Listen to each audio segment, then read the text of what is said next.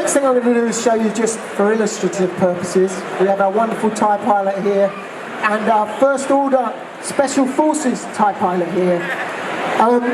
This would be a TIE pilot as you would see in Star Wars, as in the very first film. They actually only shot for the first film and everything else was then reused in later movies.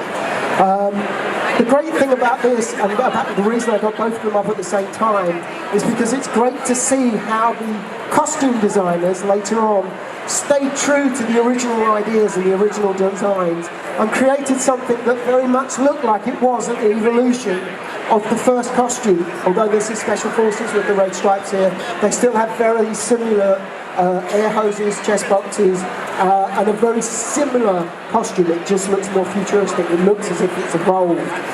Again, on the original TIE pilot, everything is vac-formed armour, very similar to the Stormtrooper.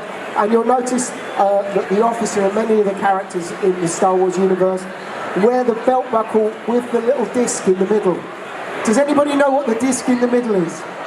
This is the bit that you can go away today and go, I found something out. The disc in the middle here is actually from a record player. And it's actually from the guts of a record player, and it's the gearing that changes the speed of the record from 33 to 45, hence the little grooves on it. And they're still available today, apparently. You can still buy them.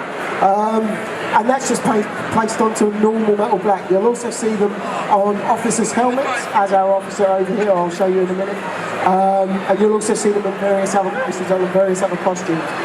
The gloves were standard RAF kind of flight gloves and a regular race suit. The pilots wore a very similar race suit to the Rebel pilots. One was orange, one was black, but they were based on Formula 1 racing suit, pit crew shoes. The boots on our original TIE pilot, as I said, low budget movie, they used things that they could find. These were World War II jack boots. People were just given jack boots and they looked right. And the helmet, as you can see, the faceplate based off of a Stormtrooper helmet. The back here is based off of a Vietnam helmet. It was recast, changed, and they added the mohawk to the middle. Again, very similar to the flight helmet for the Rebel pilots. The evolution of that, they made the TIE pilot in the First Order much neater, much more streamlined. They had a much bigger budget. Disney was on board. It was a much more well-funded and thought-of film. They kept to the similar design in that. I'm going to hold off for a minute. We have our droids. Somebody give a round of applause for our droids.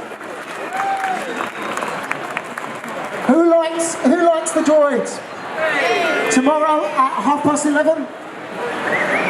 At 11:30, same time as it is today. If you come back, we're having a chat about the droids. The droid builders who are here, you can go and see them on the stand. They're all the guys in the blue t-shirts. They will talk to you till you're blue in the face about droids. They will teach you an awful lot if you can come here tomorrow at 11:30 for any of you there. Thanks a lot for coming along, guys. Really appreciate it. See you tomorrow. As I was saying, the First Order TIE pilot, much more streamlined, but still has similar, the red and white here and the red and white there, the similar buttons, the similar tiles, so that you can see that through it's still part of the Imperial Star Wars universe. Similar undersuit, only custom built this time instead of something they got off the shelf. Thank you very much, guys.